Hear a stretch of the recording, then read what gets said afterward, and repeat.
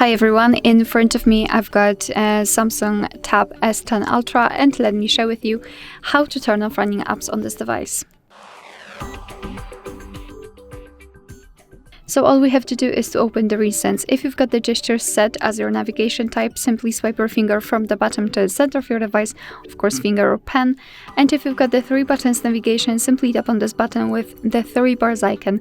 Just tap on it, and as you can see here, we've got the recents. All you have to do is to tap on close all.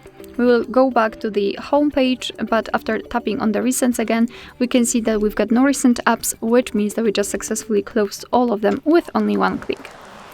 Alright, so that will be all. Thank you so much for watching. I hope that this video was helpful, and if it was, please hit the subscribe button and leave the thumbs up.